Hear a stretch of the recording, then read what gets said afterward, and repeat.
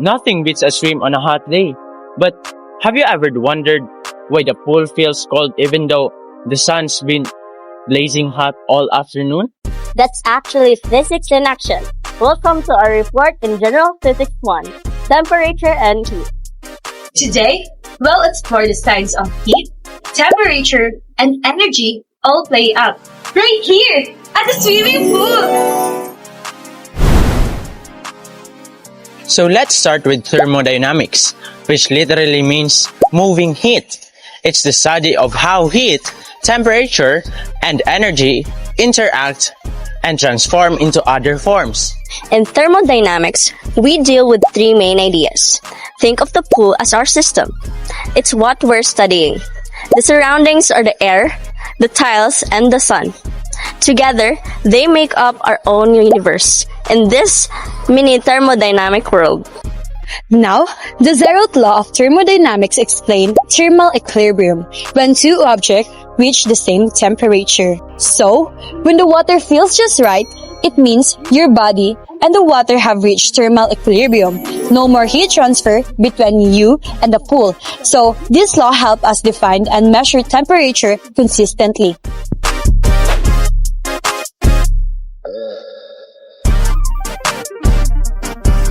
Temperature tells us how hot or cold something is, or in simpler terms, how fast its particles move.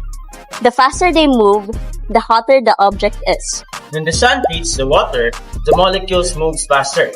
That's why the shallow parts gets warmer than the deep end.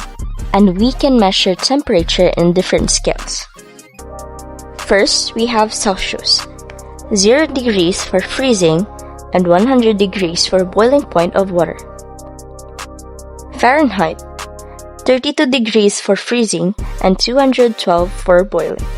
For its formula, we have Fahrenheit equals 9/5 times Celsius plus 32. Next is Kelvin. Starts from absolute zero, where motion of particles stops. For its formula, we have Kelvin equals Celsius plus 273. For Rankine, used mainly in engineering, based on Fahrenheit but with absolute zero.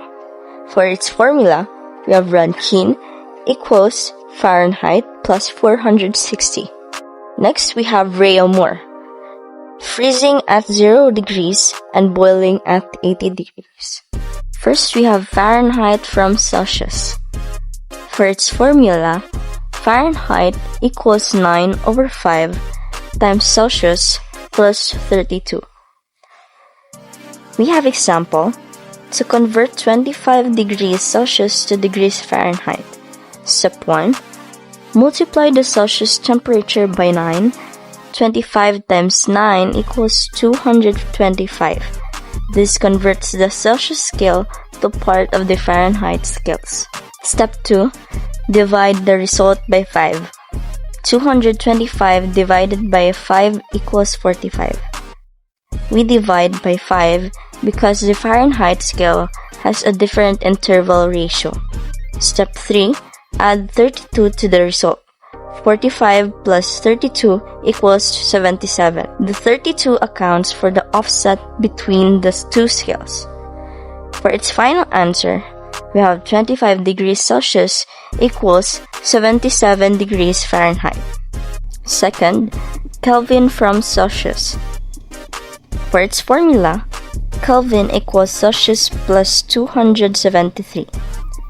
Example, convert 25 degrees Celsius to Kelvin. Step 1. Add 273 to the Celsius value. 25 plus 273 equals 298. Kelvin starts at absolute zero, so we add 273 to shift the scale. For its final answer, we will have 25 degrees Celsius equals 298 Kelvin. Next, we have Rankine from Fahrenheit. For its formula, Rankine equals Fahrenheit plus 460. Example, to convert 77 degrees Fahrenheit to degrees Rankine. Step 1. Add 460 to the Fahrenheit temperature. 77 plus 460 equals 537. Rankine is the absolute scale corresponding to Fahrenheit, similar to how Kelvin relates to Celsius. For its final answer, we will have 77 degrees Fahrenheit equals 537 degrees Rankine. For Réaumur, we have example to convert 25 degrees Celsius to degrees Réaumur. Step 1. Write the conversion formula. Réaumur equals 4/5 times Celsius. Step 2. Substitute 25 degrees Celsius into the formula. Réaumur equals 4/5 times 25. Step 3. Multiply 4 times 25 equals 100. And step 4. Divide 100 by 5 equals 20. For its final answer, we will have 25 degrees Celsius equals 20 degrees Réaumur. For our second example for Réaumur, convert 60 degrees Réaumur to degrees Celsius. Step 1. Use the reverse formula. Celsius equals 5/4 times Réaumur. Step 2. Substitute 60 degrees Réaumur. Celsius equals 5/4 times 60. Step 3. Multiply 5 times 60 equals 300. Step 4. Divide 300 by 4 equals 75. And for our final answer, 60 degree Réaumur equals 75 degrees Celsius. So, for example, if the pool's water is 30 degrees Celsius and we want to find the temperature in Kelvin, that's 303 Kelvin. But we're not freezing! We're swimming!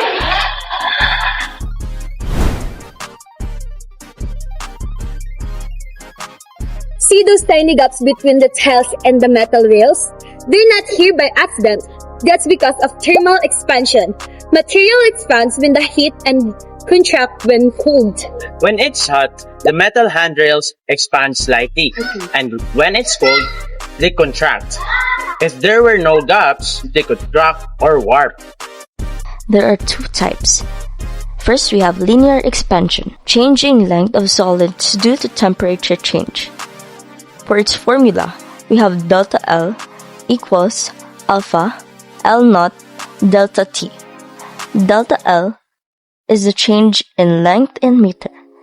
Alpha is the average coefficient of linear expansion in degrees Celsius to the power of -1. L naught is the original length in meter. Delta T is the temperature change in degrees Celsius. Next, we have volume expansion, change in volume of solids or liquids. For its formula, delta V equals beta V naught delta T, where delta V is the change in volume in cubic meter. V naught is the original volume in cubic meter. Beta is the average coefficient of volume expansion in degrees Celsius to the power of -1. Delta T is the temperature change in degrees Celsius. And beta equals coefficient of volume expansion, or 3 alpha. So in this example, we are given though a steel bar that has an initial length of 2.00 meters and the bar is heated by 30 degrees Celsius, and we are told that the coefficient of linear expansion, which is alpha, is 12 times 10 raised to -6 per degree Celsius, and we wanted to calculate how much the bar will expand when it's heated. Let's proceed to step 1. The step 1 is we write down the formula for linear expansion and then we plug in the values. So the formula is delta L equals to 8 times L naught times delta T. So since given ang values, let's plug in na lang. Delta L equals to 12 times 10 raised to -6 degree per Celsius times 2.00 times 30, and that is the step 1. Step 2, we combine the original length and the temperature change, which will be having to 2.00 times 30 equivalent to 60, and that is the step 2. And now, step 3, we multiply the results by alpha. Ang alpha is 12 times 10 raised to negative 6 degree per Celsius times 60, it will become 720 times 10 raised to negative 6 degree per Celsius. And this is the same rin siya, 7.20 times 10 raised to negative 4 degree per Celsius meters. Let's proceed to the final step, which is the step 4. So, since meter can be hard to visualize man daw, we need to convert it to millimeters. So, we need to use 1,000. 7.20 times 10 raised to negative 4 degree per Celsius times 1,000, and it will become 0.72 millimeters. So the final answer will be the steel bar expands by 0.72 millimeters when heated by 30 degrees Celsius. So guys, let's move on to the sixth example, which is volume expansion. In this example, we are given a metal block with an initial volume of 0.0100 cubic meters, and the temperature increases by 40 degrees Celsius, and the coefficient of linear expansion is 12 times 10 to the negative 6 per degree Celsius, and we are asked now to calculate the increase in volume.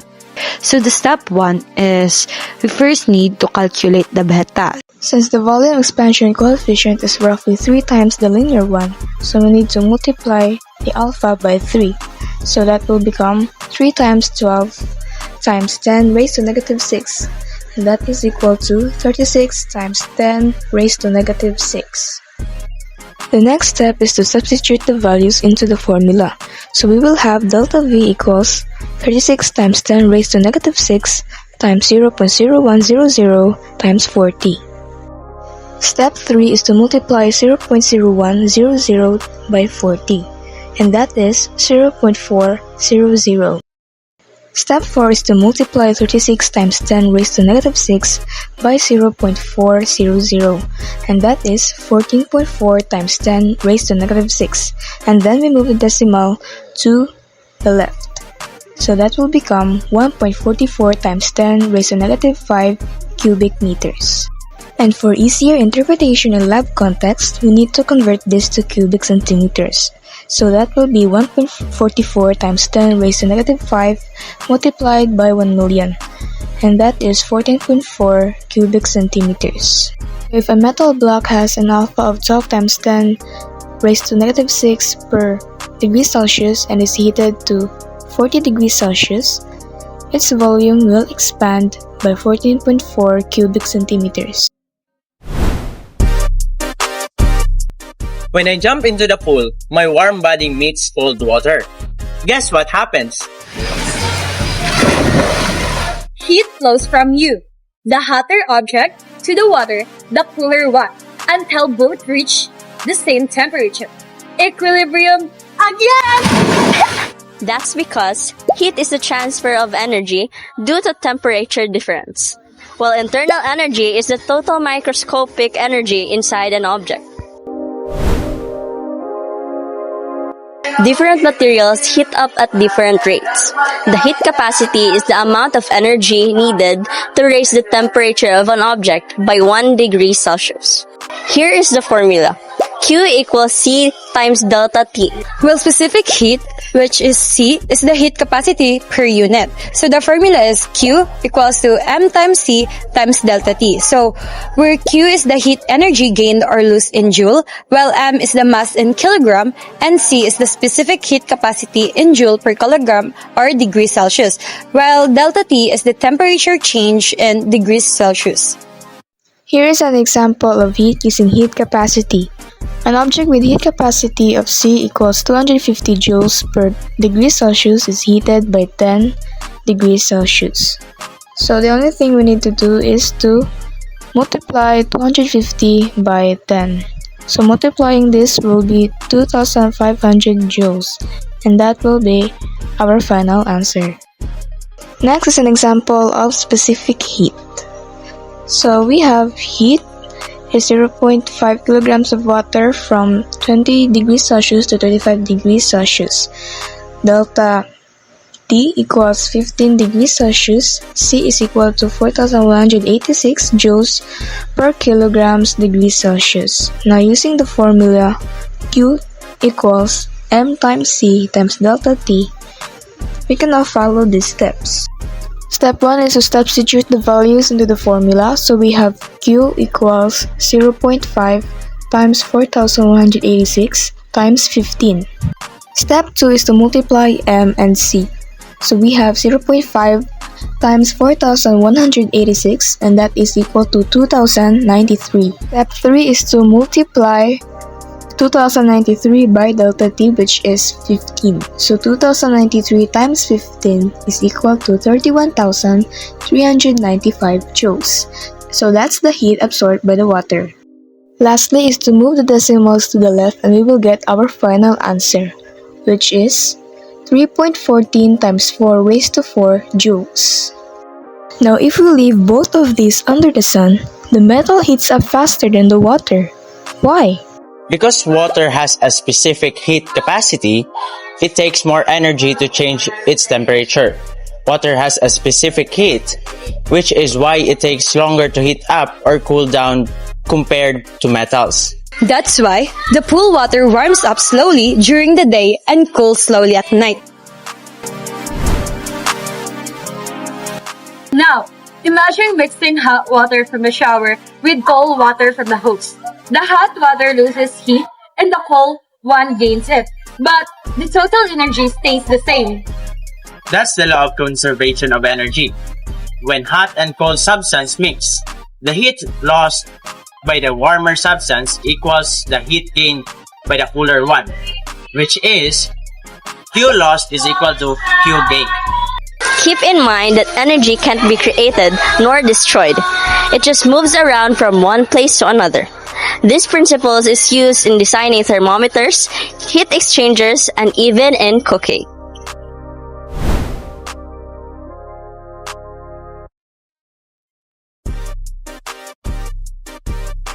Notice how water evaporates. That's a phase change.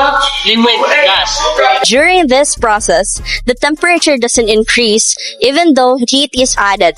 That's because the energy is used as latent heat to change the state of matter. This involves latent heat, which is L. Latent heat is of fusion, LF, to solid to liquid. So latent heat of evaporation, LV, liquid to gas. Formula is Q equals to M times L. That is why steam burns are worse than hot water burns, because steam releases extra heat when it condenses. So we have here an example of latent heat in phase change. How much heat to evaporate 0.0200 kilograms of water if the latent of vaporization is equal to 2.26 times 10 raised to 6 joules per kilogram. Step 1 will be substituting the values into the formula, so we will have Q equals 0.0200 times 2.26 times 10 raised to 6, and then multiply these values, so we will have 45,200 joules. That's the energy needed for vaporization. So our final answer would be Q equals 45,200 joules. This is the energy needed to turn 20 grams of water into steam. There are 3 ways heat can transfer, and we can actually observe these all in the pool. First, conduction. Transfer of heat through direct contact. It's when you touch the hot metal railing. Second, convection. It is a transfer of heat through fluid motion. Warm water from surface moves downward as cooler water rises. That's why the pool mixes its temperature naturally. Lastly, radiation.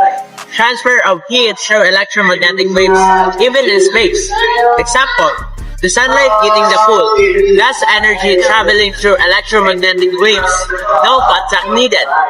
We have here an example of the Stefan Boltzmann law in radiation. This law quantifies the relationship between an object's temperature and the amount of thermal radiation it emits.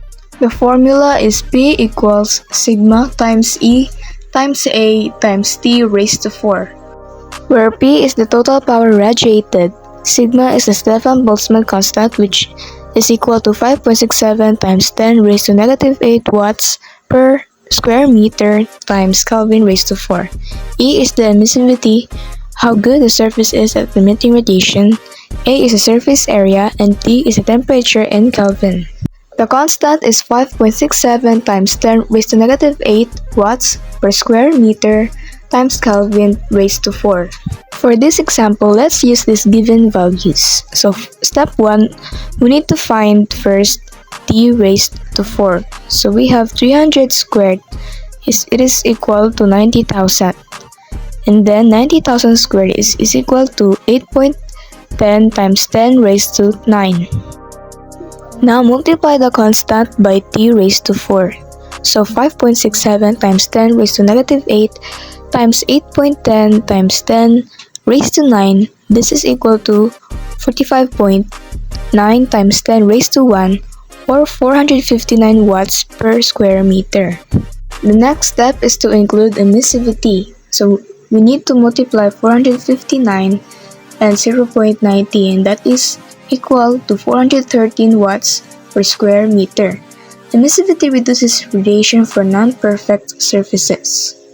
Finally, we're going to multiply this by the area. So 413 times 2 equals 826 watts. Now that's the total power radiated by the object. So our final answer is P equals 826 watts, or about 8.3 times 10 raised to 2 watts. That means the object radiates 826 joules of energy every second. From the heat of the sun to the coolness of water, physics is everywhere, even in this pool!